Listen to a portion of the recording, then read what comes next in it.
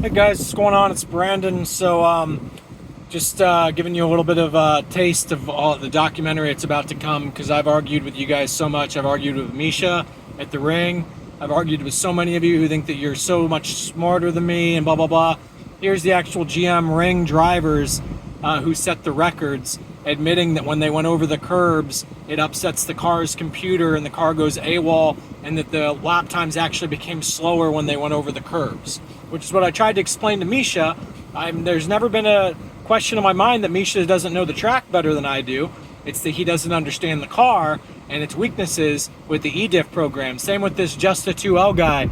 There's so many of you who just, I can't explain it, and I'm really just done with it. But here we are. This is so I won't pause it this much and talk this much about every corner, but there's so many. There's a reason why this is world stage, world proving ground, because it's got so much content with so many elevation changes and vertical motions in the car that if you make a car good here, it's gonna be good everywhere, because you're using MR shocks to manage all this. We're using a lot of ABS control for braking corner, because one of these corners after that is a huge break into the corner left right. So we have to have that perfectly balanced. This is the driver of the zr1 and the zr1X. Very capable, confident, and the car's super approachable. Let's go ahead and let it play. You'll see it right here. You can see it bump right there. You got to manage that. A little bit of a lift. Huge braking corner here. You don't use a lot of curbing in the Nurburgring because it can upset the car. Same with here. There's a curb on the right. It was actually slower to go over that curb for me anyway. You don't use a lot of curbing at the Nurburgring, in parentheses, in the C8 Corvette with ediffs, because it can upset the ediff computer. It was slower for me to use those curbs, is what the quote-unquote guy who has, I think he has like 400 laps there or something, he said. So he definitely knows the track. He definitely knows the cars. So anyway, that's it. That's the point of that video. So I'm sick of arguing with all the fucking dunces on that one.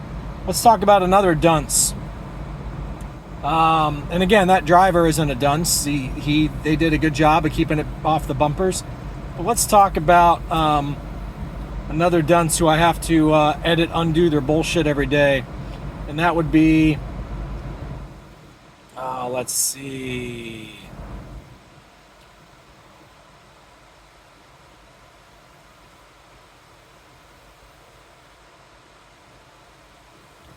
Alright guys, so we have been talking about the C8 Corvette Grand Sport on this channel now for years. It has been rumored for years to be coming, but it finally looks like it may actually be coming very soon. Let's talk about it. What's up guys? Welcome back to the channel. Welcome back to the vlog. Thanks for pressing play. Today we are going to be talking all about this.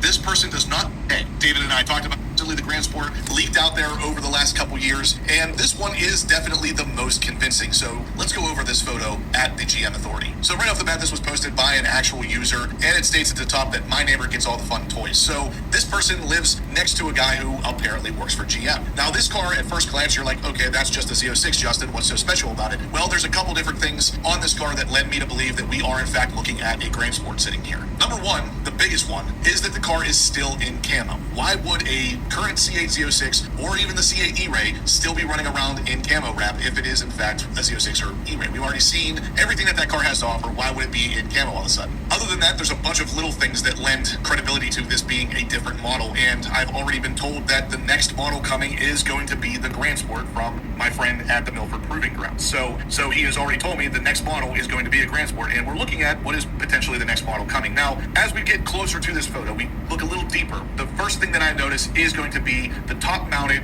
intake right here. That is something completely different. That is something we have not seen on any C8 Corvette up until this point. It looks like an additional intake of something. Okay, I want you guys to wrap your mind around how dumb this dude actually is. I'm going to go to, let's see here.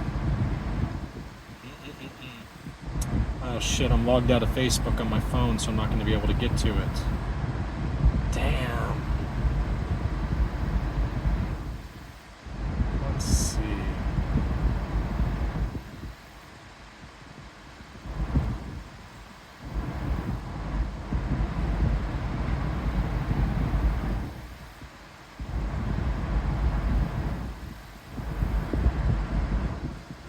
Give me a second here. Actually, I'm going to be able to get to it.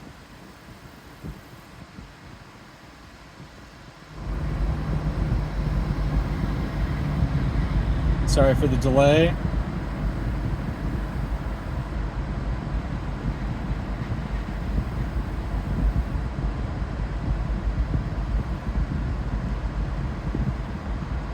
log into Facebook here. Give me a second.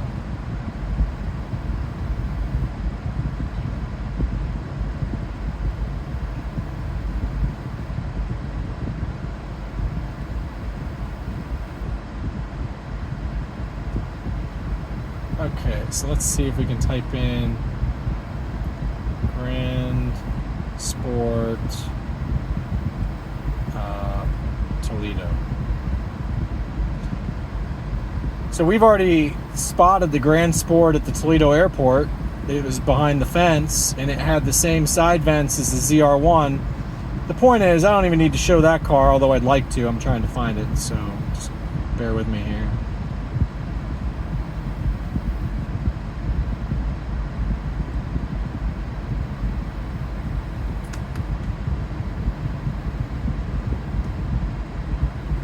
The point is, the current ZR1 intake, GM isn't going to spend a bunch of money, in my opinion, to redo that intake. So what Justin is looking at is he's looking at a car at quote-unquote house as a decoy, which has padding cut around that vent to cloak the fact that the vent is identical to the ZR1 vent. And he doesn't even entertain that as an idea when we've already seen the quote-unquote Grand Sport with the ZR1 side vents, and he doesn't talk about that. And instead he's saying this is a completely different side vent. Why would GM spend a bunch of money on a completely different side vent when they've already got it in mass production on the ZR1? Anyway, it's just, I'm sorry, this, for whatever reason,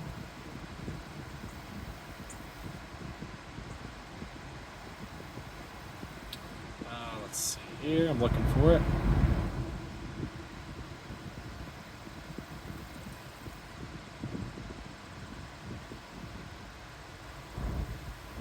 Okay, so this video came to us a while back about the car at the Toledo airport, and there it is. There's the side vent like the ZR1 has, okay? Now, one of the things I want to point out to you is, let's say that Justin's right. Let's say that this vent, okay, is different on the Grand Sport.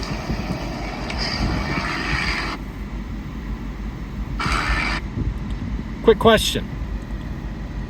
Here's the gas tank where the sound button's at, okay? That's the gas cap right there where the sound button is. How are you gonna have a higher up vent? And how are you gonna reinvent the entire fender for the Grand Sport? Maybe they do. Maybe GM re-engineers the entire fender for the Grand Sport just to make me wrong, okay?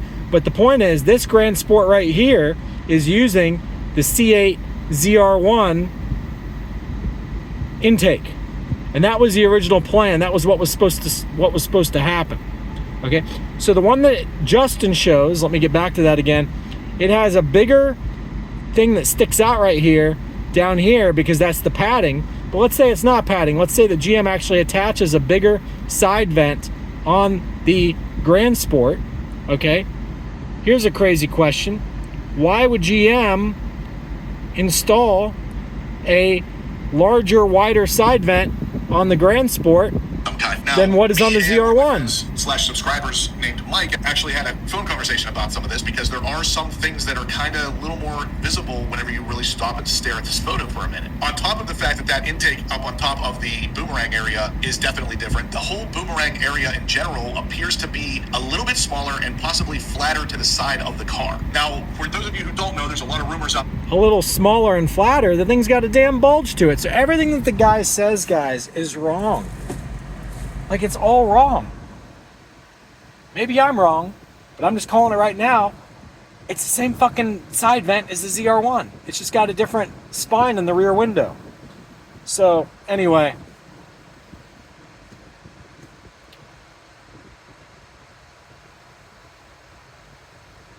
That's all I got. That's enough for that video. I'm so sick of stupid people, guys. See ya.